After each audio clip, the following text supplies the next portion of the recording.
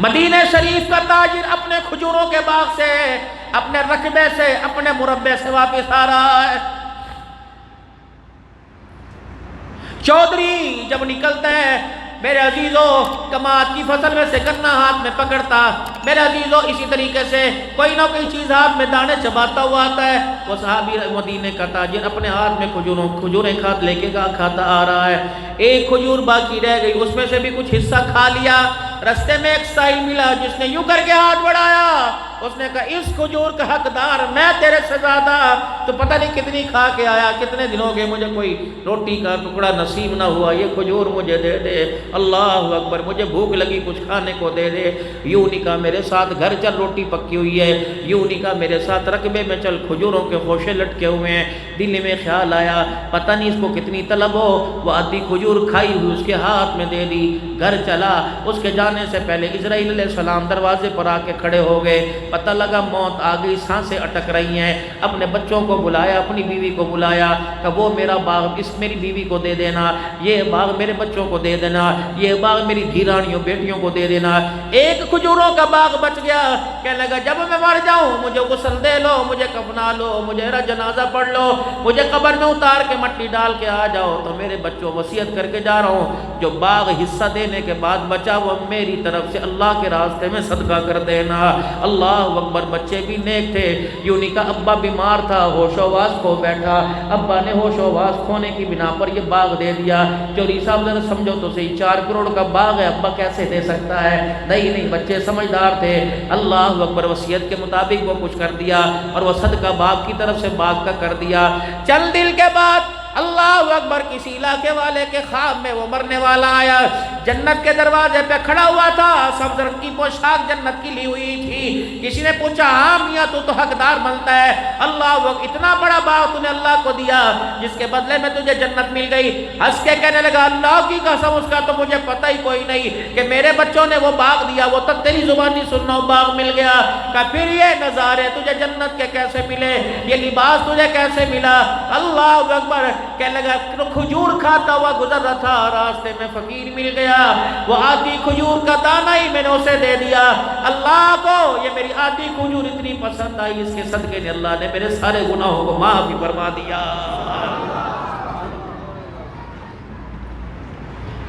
صحابی ہے جناب محمد مصطفیٰ صلی اللہ تعالیٰ علیہ وسلم کا صحابی ہے، غالباً عبداللہ بن ام مکتوم رضی اللہ تعالیٰ عنہ ہے۔ جہاں بیٹھا کرتے تھے، جہاں کھٹڑے پہ آرام فرمایا کرتے تھے، وہاں سے لے کر رسی نبینا تھے، کمزور ہو گئے، بوڑھے ہو گئے، وہاں سے لے کر انہی کو رسول اللہ نے ارشاد فرمایا تھا جب غالباً خود آئی ہے، انہوں نے اپنے بیٹے کو بھیجا، کملی والے میں بڈھڑا تھی گیا، میرے گوڈوں میں جان کوئی نہیں رہی، میں بے سہارا ہوں، کوئی سہارا دے کے مجھے اللہ کے گھر میں لانے والا کوئی نہیں۔ آپ تو ماؤں سے زیادہ، باپوں سے زیادہ، اپنوں سے زیادہ پیار کرنے والے، دشمنوں کو معاف کرنے والے، اذیت دینے والے، پتھر مارنے والوں کو معاف کرنے والے، حضور میرے لیے کوئی گنجائش فرما دو، کملی والے میں گھر میں نماز پڑھ لیا کرو۔ نبوت کا دریائے کرم جوش میں آیا، حضور نے مسکرا کے دکھا دیا۔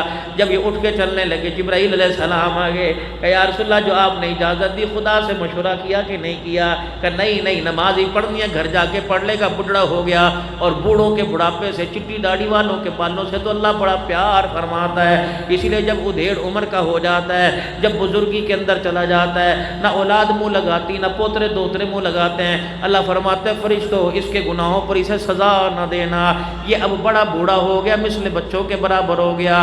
جیسے بچوں کی غلطیوں کو ماں باپ درگزر کر دیتے ہیں، بوڑھوں کی غلطیوں کو خدا درگزر فرما دیتا ہے۔ جب بندہ 90 کی دہائی میں پہنچ جاتا ہے، اللہ فرماتے ہیں اس کے گناہ پر گناہ نہ لکھنا، اگر گناہ بھی کرے تو نیکیوں میں شامل کر دینا۔ اسے چلنا نہیں آ رہا، اسے پکڑنا نہیں آ رہا، گلاس پکڑے تو ہاتھوں میں راسا، بول لے تو اس کا بول کسی کو سمجھ نہیں آتا، ساری دنیا بے وفائی کر جائے، اگر میں بھی بے وفائی کروں تو میری رحمت کیسی؟ اے میرے فرشتوں اس کی بری نہ برائی نہ لکھنا، اس کی نیکیاں لکھنا۔ اللہ اکبر، میرے محترم دوستو بزرگوں، اللہ کے نبی نے فرما دیا کہ ٹھیک ہے ابھی اللہ کا حکم آئے گا، بتلایا جائے گا، گھر پڑھ لیا کر۔ جبرائیل علیہ السلام آ گئے، یا رسول اللہ اس سے پوچھو جب مسجد نبوی کے اندر اذان ہوتی ہے تو اس اذان کی آواز اس کے کانوں میں پہنچ پہنچتی ہے اس کے گھر کی دیواروں سے ٹکراتی ہے کہ جی فرمایا پھر رب کہہ رہا ہے عبداللہ تو گھر کے مصلے پر نماز پڑھتا اچھا نہیں لگتا، میں محمد کے پیچھے نماز پڑھتا اچھا لگتا ہے، تیری معذوری خدا کے گھر میں آنے میں رکاوٹ نہ مانے، سہارا کسی کا لے کے آ، تجھے سجدے کے لیے خدا کے گھر میں آنا پڑے گا۔ اللہ اکبر۔ یہ محمد کے صحابہ تھے جو ایمان میں اعلیٰ، کردار میں اعلیٰ، انہیں نفل بھی اللہ فرماتے تھے میرے قریب ہو کے پڑھ، فرمایا بعد میں آنے والوں اگر تم رات کے اندھیرے کے اندر خدا کے گھر میں نہیں آ سکتے تو سجدہ ضرور ادا کرو، بے شک گھر کے اندر کیوں ادا نہ کرو۔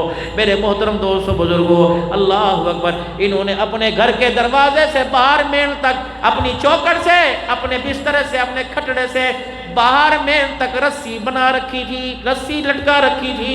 جب کوئی فقیر دروازے پر آتا بیٹے کہتے ہم لے جائیں، فرمایا نہیں، رسی کا سہارا لے کر لڑکتے ہوئے گرتے پڑتے ہوئے دروازے پر جا کر فقیر کے ہاتھ پہ خود رکھ کے آتے۔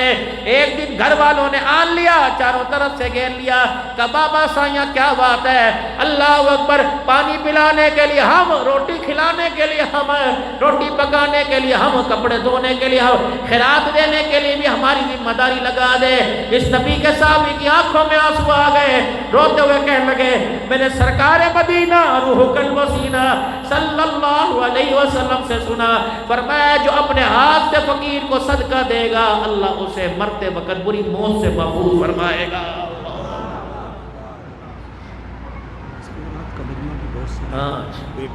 نماز کتنے بجے؟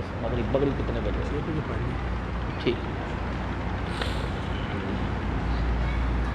اللہ اسے پوری موت سے محفوظ فرمائے گا جو اپنے ہاتھ سے صدقہ کرنے کی عادت ڈالے گا۔ آج تو میرے عزیزوں پتہ نہیں آپ میں لکھوا کے آئے ہیں کہ ہم نے مسجد میں مرنا ہی کوئی نہیں۔ پہلے میرے عزیزوں لوگ مرا کرتے تھے، کوئی اذان دیتے، حاجی صاحب کس طرح وضو کر رہے تھے، تہجد کا مصلے پہ گر گئے، بستر پہ گر گئے، حاجی صاحب کیسے فوت ہوئے کہ تمہارے محمود کوٹ کے اندر جامع مسجد کے اندر ایک اللہ کا بندہ فوت ہوا، عصر کی جمعے کی نماز کی سنتیں پڑھ رہا تھا، امام خطبہ دینے کے لیے مؤذن اذان خطبے کی کہنے کے لیے تیار تھا کہ نماز کی سنتوں میں سجدے میں پڑا، اٹھ ہی نہ سکا، لوگوں نے ہلایا، اللہ اکبر، پتہ لگا، اللہ اکبر، ایک سبحان ربی الاعلیٰ زمین پہ کہہ رہا ہے، دوسری سبحان ربی الاعلیٰ عرش بری کے اوپر کہہ رہا ہے، اللہ اکبر، ایک سبحان ربی الاعلیٰ مسجد کی دیوار کے سامنے کہہ رہا ہے، دوسری سبحان ربی الاعلیٰ خدا کے عرش کے سامنے کہہ رہا ہے، اللہ اکبر، المرء مع من احب الیہ، جو جس کے ساتھ محبت کی پینگیں ڈال کے مرے گا قیامت کے دن اسی کے ساتھ اٹھایا جائے گا۔ بتاؤ ہمارے دل میں آقا کی محبت کتنی ہے، ہمارے دل کے اندر صدیق عمر عثمان و علی کی محبت کتنی ہے، جس کے ساتھ کوئی گانے سے محبت، کوئی ناچنے والی سے محبت، کوئی یار سے محبت، اور یار بھی یار نہیں، یار بھی بیکار ہے، اللہ اکبر، یہ کیسا یار ہے جو ساتھ کھائے، ایک رنگ کا پہنے، ایک رنگ کا جوتا پہنے، ایک موٹر سائیکل پر کا رنگ ہو، ایک سواری پر سوار ہو، لیکن یہ کیسا یار ہے، یہ تو دوگلا ہے، یہ تو بے وفا ہے۔ یار مر جائے، جسے یار کو یار کا جنازہ پڑھنا ہی نہیں آتا، اس یار کو دشمن تو کہہ سکتے ہیں، وفادار نہیں کہہ سکتے۔